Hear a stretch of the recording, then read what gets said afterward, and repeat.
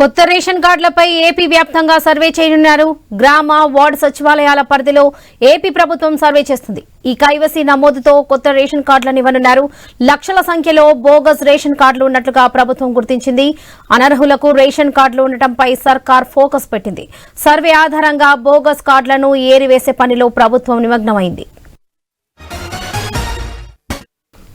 కొత్త ration కార్డులపై AP వ్యాప్తంగా survey చేయనున్నారు. గ్రామ వార్డు సచివాలయాల పరిధిలో ఏపీ ప్రభుత్వం సర్వే చేస్తుంది. ఇదే విషయానికి సంబంధించి పూర్తి అప్డేట్స్ మా ప్రతినిధి కాంతి అందిస్తారు. కాంతి, ఏపీ ప్రభుత్వం మరొక కీలక ఆలోచన చేస్తుంది. బోగస్ రేషన్ కార్డులను ఏరివేసేందుకు సర్వే చేయాలని నిర్ణయించారు.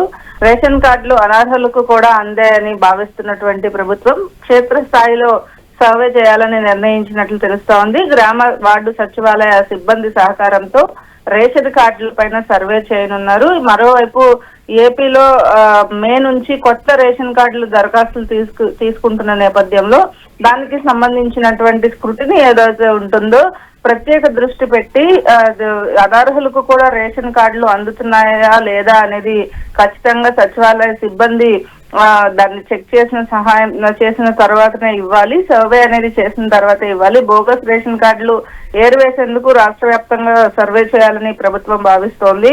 దీనికి సంబంధించి గ్రామ వార్డు సచివాలయాలు తోటి సర్వే చేయించాలని సీఎం చంద్రబాబు నాయుడు ఇప్పటికే రెవెన్యూ శాఖకు ఆదేశాలు ఇచ్చినట్లుగా తెలుస్తోంది. అదైతే ఎవరైతే అనర్హులుగా ఉన్నారో వారిని గుర్తించేందుకు ముందుగా పౌర సరఫరాల శాఖ ఈ ఏదైతే నుంచి వస్తున్నటువంటి రేషన్ జారీ ఉందో దానికి సంబంధించినటువంటి అంశంలో చాలా సీరియస్ గా అనర్హులకు రేషన్ కార్డు ఏదైతే ఉందో దానిని సర్వే చేసి గ్రామ వార్డు సచివాలయాల సిబ్బంది ద్వారా తీసుకుని ఆ రేషన్ కార్డుల ఏరైతే సంబంధంలో దీన్ని తీసుకోవాలని త్వరలోనే ఏటీఎం కార్డు సైజులో ఉండేటువంటి స్మార్ట్ రేషన్ కార్డ్స్ ను కూడా ప్రభుత్వం ఇవ్వబోతుంది. QR కోడ్ తో ఉన్నటువంటి రేషన్ కార్డులు ఇచ్చేందుకు కూడా ప్రభుత్వం అయితే సన్నాహాలు చేస్తోంది. వరలక్ష్మి.